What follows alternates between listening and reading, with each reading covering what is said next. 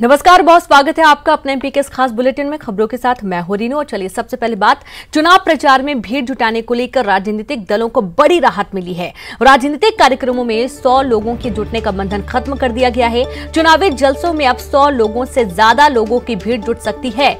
केंद्रीय गृह मंत्रालय ने इसके लिए गाइडलाइन भी जारी कर दी है। हालांकि इस दौरान कोरोना के नियमों का पालन सभी को करना होगा।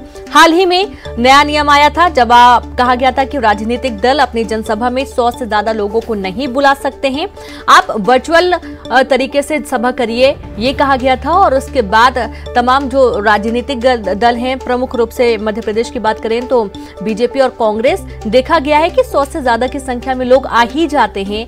अब पुलिस प्रशासन के सामने भी कहीं न कहीं एक बड़ी जिम्मेदारी खड़ी हो जाती है और उसके बाद अब ये बड़ी राहत की बात है कि 100 से ज्यादा जनसभा में लोग शामिल हो सकते हैं।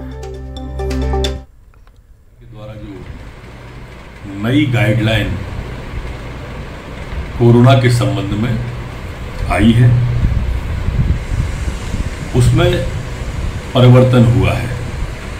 गृह मंत्रालय द्वारा जारी गाइडलाइन में जो चुनावी सभाएं होंगी प्रदेश के अंदर, उन सभाओं में जो 100 व्यक्तियों की सीमा निश्चित की गई थी, वो अब समाप्त कर दी गई है। लेकिन जो आवश्यकताएं हैं, जो प्रतिबंध हैं, वो मास्क, सोशल डिस्टेंसिंग, सैनिटाइजर का उपयोग, वो सारी की सारी पूर्ववत पूर्णतः जारी रहेंगी। और अधिक जानकारी के साथ संवाददाता अनुराग जुड़ गए। अनुराग, हालांकि 100 लोगों का जो नियम आया था वो पूरा हो नहीं पा रहा था, अब राजनीतिक दलों को एक बड़ी राहत मिली है। ज्यादा से ज्यादा लोगों से जुड़ भी पाएंगे अब राजनीतिक दल। बिल्कुल, देखिए, प्रदेश की 28 विधानसभा सीटों पर उपचुनाव होना है और इसी को लेकर जो गाइडलाइन थी उसको पालन कराने के निर्देश भी हाईकोर्ट की तरफ से जारी हुए थे। और इसी निर्देशों के तहत पूर्व मुख्यमंत्री और पीसीसी चीफ कमलनाथ, फूल सिंह बरैया समेत 8 लोगों के खिलाफ एफआईआर भी दर्ज की गई थी, क्योंकि उनके भांडेर में हुई सभा में 100 से ज्यादा की संख्या में लोग पहुंचे थे। लेकिन अब इस पूरे मामले को लेकर सियासी बवाल मचा और अब केंद्रीय गृह मंत्रालय ने नई गाइडलाइन जारी कर दी है। इसके तहत अब 100 किसी भी राजनीतिक कार्यक्रम में 100 लोगों की संख्या के बंधन को खत्म कर दिया गया है। यानी कि 100 लोगों से ज्यादा की संख्या में लोग राजनीतिक कार्यक्रम में जुट सकेंगे। लेकिन जो कोरोना को लेकर केंद्र सरकार की गाइडलाइन है उसका पालन करना होगा, यानी कि सोशल डिस्टेंसिंग बनाए रखना होगी, मास्क पहनना जरूरी होगा और उसी के तहत अब बड़े राजनीतिक कार्यक्रम हो सकेंगे। तो कुल मिलाकर केंद्र सरकार ने जो आदेश जारी किया उसके तहत मध्य प्रदेश सरकार ने भी तत्काल नई गाइडलाइन जारी कर दी और प्रदेश के गृह मंत्री नरोत्तम मिश्रा ने साफ कर दिया है कि कोरोना की गाइडलाइन का पालन करना होगा, लेकिन अब राजनीतिक कार्यक्रम में 100 से ज्यादा की संख्या में लोग पहुंच सकेंगे।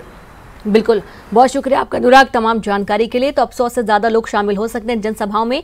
वहीं मुरैना से खबर है, जहां पर कमलनाथ पर पथराव को लेकर बयान आया है।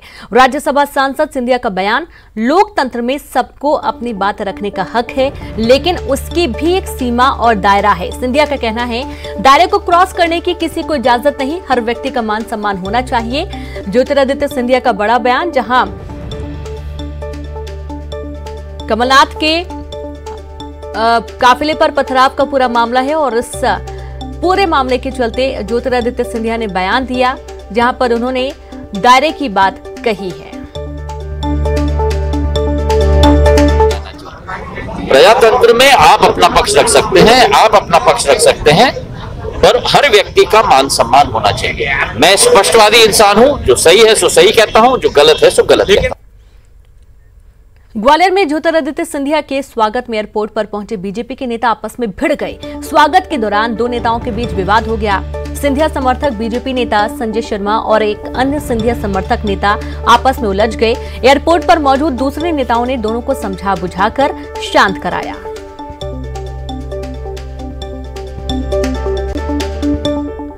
बीजेपी से राज्यसभा सांसद ज्योतिरादित्य सिंधिया आज 4 दिवसीय दौरे पर ग्वालियर पहुंच गए। यहां पर वह 16 विधानसभा क्षेत्रों के बूथ और मंडल सम्मेलनों में शिरकत करेंगे। इस दौरान उन्होंने सभी सीटों पर जीत का दावा किया, तो वहीं कमलनाथ पर उन्होंने निशाना साधा और कहा कि उन्होंने ग्वालियर चंबल ही नहीं बल्कि पूरे प्रदेश के साथ गद्दारी की है।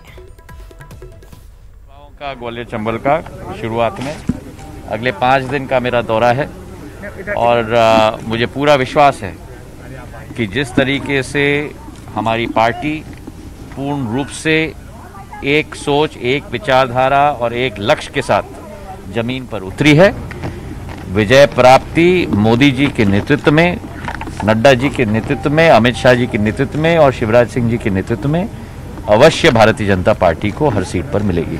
एक तरीके से आप देखें तो एक छोटा प्रादेशिक चुनाव ही आप समझ लो, क्योंकि कई ऐसे राज्य हैं जिनके 40-50 सीट होती हैं।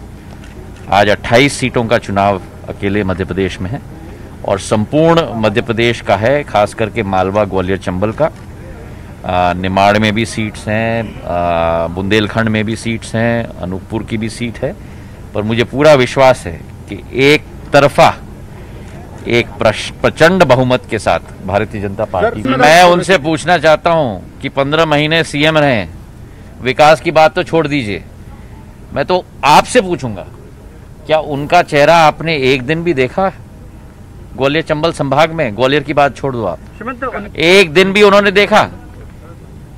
और अगर वो कहते हैं कि ग्वालियर चंबल की जिम्मेदारी मेरी है, 1000 बार दस्तक देने के बाद, योजनाओं लेने के बाद एक कदम जब नहीं उठाया गया, मैं तो कहूंगा कि जो गद्दारी की गई मध्य प्रदेश, केवल ग्वालियर चंबल के साथ नहीं, मध्य प्रदेश के साथ विकास और प्रगति के मामले में, कुर्सी और तिजोरी, इन दोनों की ही चिंता कमलनाथ जी को। और चलिए ज्यादा जानकारी के साथ संवाददाता सुशील ग्वालियर से लाइव जुड़ गए। सुशील, सबसे पहले बात करेंगे कमलनाथ के काफिले पर जो पथराव हुआ था उसको लेकर बयानबाजी हुई। ज्योतिरादित्य सिंधिया भी दायरे का पाठ पढ़ा रहे हैं। उन्होंने बोला लोकतंत्र में सबको समान अधिकार है अपनी बात रखने का, लेकिन दायरा बता रहे हैं। ये कैसा दायरा है सुशील? बिल्कुल, देखिए रेणु, ज्योतिरादित्य सिंधिया का कहने का मतलब यही था कि किसी भी नेता के काफिले पर पथराव करना गलत है। लेकिन पथराव के बाद जिस तरह से बयानबाजी हुई, बीजेपी पर आरोप लगे और साजिशों के आरोप लगे और जिस तरह की राजनीति हुई, उसी को लेकर सिंधिया का यह कहना था कि किसी के भी काफिले पर हमला करना घोर निंदनीय, लोकतंत्र के खिलाफ है, सबको अपनी बात कहने की आजादी है। लेकिन बात कहने का या राजनीति का एक स्तर होना चाहिए, जो कि कांग्रेस जिस स्तर पर आ गई है वो स्तर बहुत गिर चुका है। यानी साफ तौर पर उन्होंने कांग्रेस पर निशाना साधा। इसके अलावा अगर बात करें ग्वालियर चंबल अंचल के दौरे की, तो वो 4 दिनों तक दौरे पर रहेंगे और इस दौरान बूथ और मंडल लेवल के बैठकों में, सम्मेलनों में वो शिरकत करेंगे और यहाँ जीत के लिए मंत्र देंगे कार्यकर्ताओं को। सिंधिया ने यह भी दावा किया है कि कमलनाथ ने जिस तरह से ये कहा था कि ग्वालियर चंबल का विकास जो है सिंधिया परिवार की वजह से नहीं हुआ, क्योंकि हमेशा से कांग्रेस सरकारों ने ग्वालियर चंबल अंचल को सिंधिया पर छोड़ दिया था, सिंधिया के भरोसे छोड़ दिया था। इस पर सिंधिया ने कहा है कि वो कमलनाथ झूठ बोल रहे हैं, 15 महीने में एक बार भी ग्वालियर नहीं आए। और दूसरा, उन्होंने अगर सिंधिया को जिम्मेदारी दी थी तो सिंधिया का यह कहना है कि वो 1000 बार कमलनाथ के पास गए, दस्तक देने के लिए योजनाएं लेकर गए, लेकिन कमलनाथ ने उनके योजनाओं पर, उनके निवेदन पर एक कदम भी नहीं उठाया। तो अब कमलनाथ ये दावा करते हैं तो उस दावे को सिरे से खारिज करते ज्योतिरादित्य सिंधिया। तो कहीं ना कहीं ये जो सिंधिया का दौरा है वो कमलनाथ पर निशाना साधने वाला भी है, पार्टी की बैठकों के लिए भी है। दूसरा, एक वाकया ये भी हुआ कि सिंधिया के 2 कट्टर समर्थक यहाँ एयरपोर्ट पर स्वागत करने के दौरान आपस में ही भिड़ गए, गाली गलौज तक उन दोनों के बीच हुई। तो कहीं ना कहीं सिंधिया का जो दौरा है आज से शुरू हुआ है, तो उन्होंने कमलनाथ पर भी निशाना साधा और इस तरह के वाकये भी सामने आए हैं। जी बिल्कुल। साथ ही सुशील, जिस तरीके से एयरपोर्ट पर धक्का मुक्की हुई, बातचीत हुई, ये कारण क्या था? किस कारण से सिंधिया समर्थक 2 लोग आपस में भिड़ गए थे? बिल्कुल, देखिए सिंधिया के खास जो समर्थक है, एक संजय शर्मा है, दूसरा नेता उनका नाम कालू है। तो ये दोनों सिंधिया के स्वागत के लिए वहां पहुंचे थे और उसी दौरान भीड़ में धक्का मुक्की हुई। उस दौरान इन दोनों के बीच बहस हुई। यही वजह है कि जैसे ही सिंधिया एयरपोर्ट से रवाना हुए, इन दोनों नेताओं में आपस में झड़प हो गई, तीखी बहस हुई, उसके बाद गाली गलौज तक हो गई। दोनों नेता एक दूसरे पर झपट पड़े थे, लेकिन बाकी जो दूसरे सिंधिया समर्थक बीजेपी नेता थे, उन नेताओं ने इन दोनों को अलग किया और दोनों इन कार्यकर्ताओं ने भी मीडिया और मौके की नजाकत को देखते हुए अपना अपना रास्ता नाप लिया। लेकिन कहीं ना कहीं बीजेपी के लिए ये एक परेशान करने वाली खबर है कि सिंधिया के कार्यक्रम में दो उनके ही समर्थक आपस में इस तरह से भिड़ गए। चलिए, बिल्कुल, बहुत शुक्रिया आपका सुशील तमाम जानकारी के लिए। तो सिंधिया समर्थक आपस में भिड़ गए, हालांकि समझाइश के बाद दोनों शांत भी हो गए थे।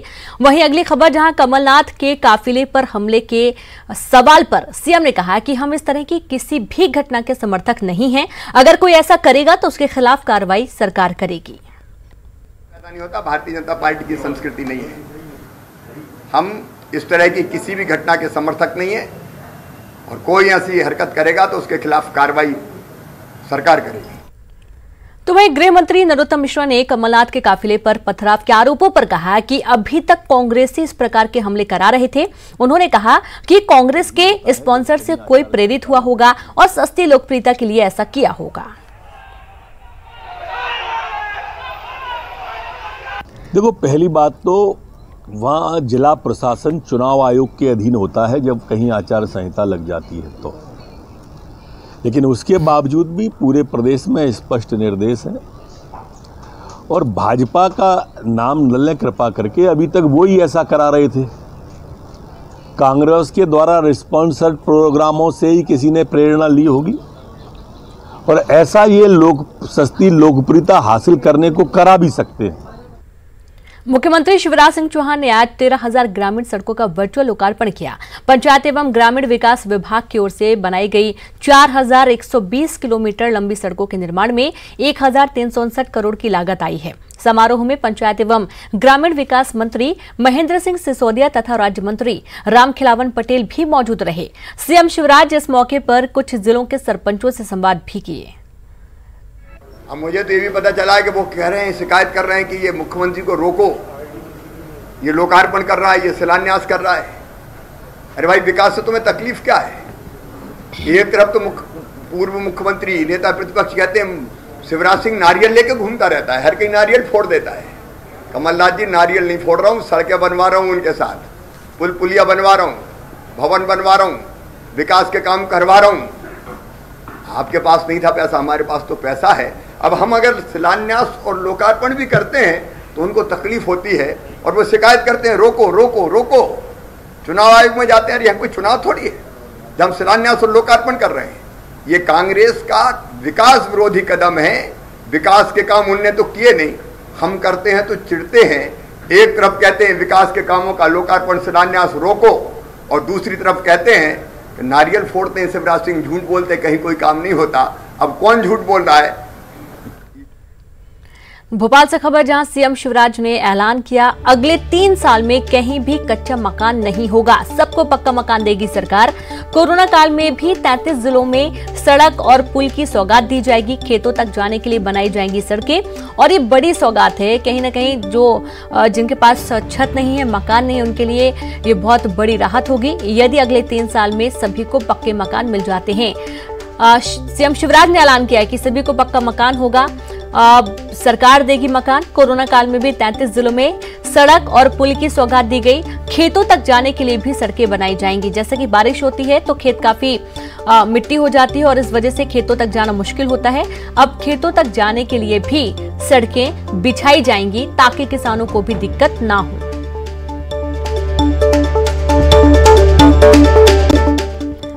गृह मंत्री नरोत्तम मिश्रा का बयान आया, कांग्रेस का हाथ दंगाइयों के साथ है। कांग्रेस को दलित नहीं, दल हित की चिंता है। देश तोड़ने वाली ताकतों के साथ कांग्रेस, राहुल गांधी का हाथरस कनेक्शन सामने है। दलितों के हितों पर कुठारा घात किया, धोखे की राजनीति करते हैं कांग्रेसी। कांग्रेस कुछ भी कर सकती है देश में, देश को जातियों में बांटना चाहती है कांग्रेस। हाथ दंगाइयों के साथ,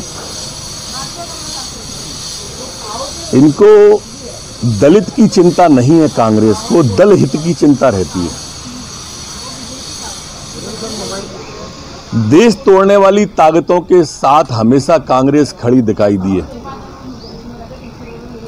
भारत तेरे टुकड़े होंगे इंशाअल्लाह इंशाअल्लाह।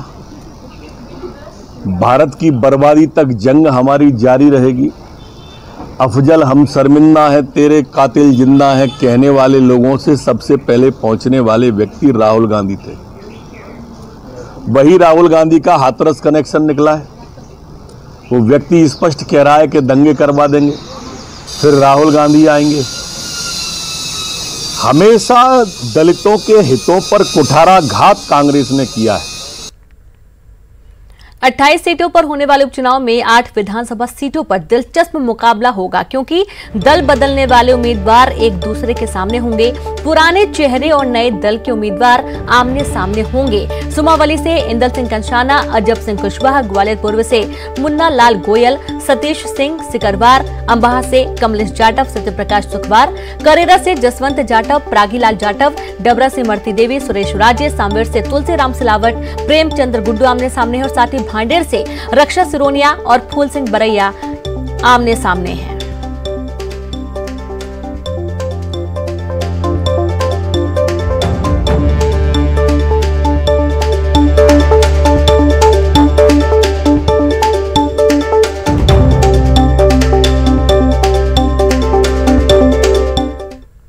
उपचुनाव लड़ने के लिए समाजवादी पार्टी को उम्मीदवार नहीं मिल रहे हैं। पार्टी ने चुनाव लड़ने के इच्छुक व्यक्ति से आवेदन मांगे हैं और इसके लिए व्हाट्सएप नंबर भी जारी किया गया। फिलहाल एमपी में समाजवादी पार्टी का एक विधायक है। साल 2013 के चुनाव में सपा एक भी सीट नहीं जीत पाई थी। 2018 के चुनाव में एक सीट पर सपा की जीत हुई थी। राजेश बबलू बिजावर सीट से चुनावी मैदान में कामयाब रहे थे और समाजवादी पार्टी को सिर्फ 1.3% वोट मिले थे। साल 2008 में भी सपा का एक ही विधायक चुना गया था।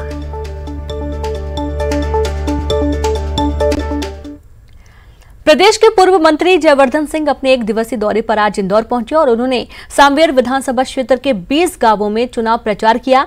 जयवर्धन सिंह ने मीडिया से बातचीत में कहा कि कभी किसी को उम्मीद नहीं थी कि सिंधिया जी इस तरह से बिना किसी को बताकर पार्टी छोड़कर चले जाएंगे। वहीं जयवर्धन सिंह ने स्वास्थ्य मंत्री पर निशाना साधते हुए कहा कि प्रदेश के स्वास्थ्य मंत्री का खुद भी स्वास्थ्य ठीक नहीं रहता है और वह प्रदेश के स्वास्थ्य पर भी ध्यान नहीं दे पा रहे हैं। और इसके साथ ही उन्होंने पूर्व सीएम कमलनाथ पर हुए हमले को लेकर कहा कि भाजपा के लोग अति कर रहे हैं। जिसके खिलाफ जनता ने वोट किया था, तो इससे बड़ा अपमान जनता का नहीं हो सकता है। ना तो वो ध्यान दे पा रहे हैं स्वास्थ्य विभाग पे और शायद खुद भी काफ़ी उनकी तबीयत शायद ठीक नहीं है। शायद 2 बार शायद वो एडमिट हो चुके हैं, लेकिन वो जल्दी स्वस्थ हो। जनता उनके साथ नहीं है। सांवेर पहुंचे सीएम शिवराज मां नर्मदा निपानिया मंडल का सम्मेलन। सांवेर में कार्यकर्ता सम्मेलन आयोजित किया गया। निपानिया और नर्मदा मंडल के कार्यकर्ता पन्ना प्रमुखों से सीएम का संवाद भी आज होना है। तो आज मुख्यमंत्री शिवराज सिंह चौहान सांवेर में हैं और ये कुछ वक्त पहले की तस्वीरें आपके टीवी स्क्रीन पर जब वे सांवेर पहुंचे थे और अभी ये सीधी तस्वीर आपको हम दिखा रहे हैं जहां पर मंत्री तुलसी सिलावट क्या कुछ कह रहे हैं वो भी आपको सुनाएंगे।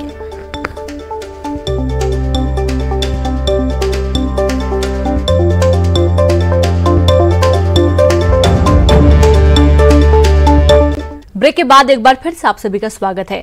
उज्जैन से खबर, जहां उज्जैन स्मार्ट सिटी के तहत महाकाल मंदिर में आने वाले श्रद्धालुओं के लिए स्मार्ट पार्किंग का निर्माण करने को लेकर नगर निगम की टीम ने मंदिर के पास के 6 मकानों के भू अर्जन करके अतिक्रमण तोड़ा।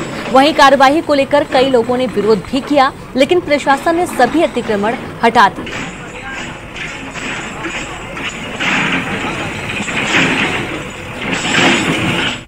प्रदेश भर में 51 से ज्यादा शिक्षकों की कोरोना संक्रमण के चलते मौत होने के बाद शिक्षक संगठन ने मांग की है कि शिक्षकों की सुरक्षा के लिए हमारा घर हमारा विद्यालय कार्यक्रम बंद किया जाए। आपको बता दें कि मध्य प्रदेश में शिक्षक ऑनलाइन क्लासेस के साथ साथ ग्रामीण इलाकों में घर घर जाकर छात्र छात्राओं की पढ़ाई करवा रहे हैं।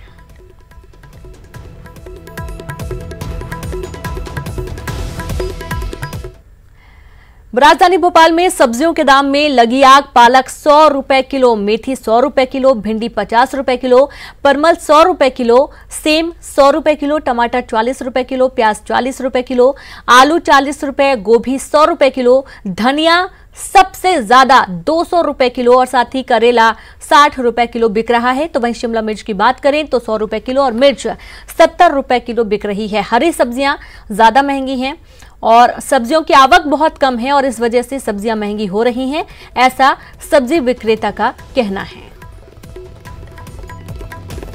भोपाल में सब्जियों के दाम आसमान छू रहे हैं। सब्जी में तड़का लगाना भी महंगा होता जा रहा है। यदि राजधानी में हम टमाटर की बात करें तो ये 40 से 60 रुपए किलो बिक रहा है। धनिया 200 रुपए किलो तक पहुंच गया है और हरी मिर्च की यदि हम बात करें तो 80 रुपए किलो तक ये पहुंच गई है। आलू प्याज की भी यदि हम बात करें तो 30 से 40 और 50 रुपए किलो तक ये बिक रहा है। सब्जियों के इस अचानक बड़े दाम से लोगों की मुश्किलें भी बढ़ गई हैं। क्या अचानक इतने दाम कैसे बढ़ गए, क्या क्या भाव है सब्जियों का?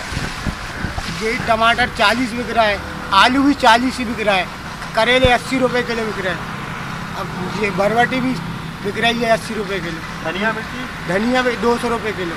कोई कारण इसका अचानक से इतने सब्जियों के दाम बढ़ गए? आ ही नहीं रहा है, माल ही नहीं आ रहा है मंडियों में, किसानों का माल ही नहीं, जो था जो पूरा नष्ट हो गया बरसात में, तो फिर आ ही नहीं।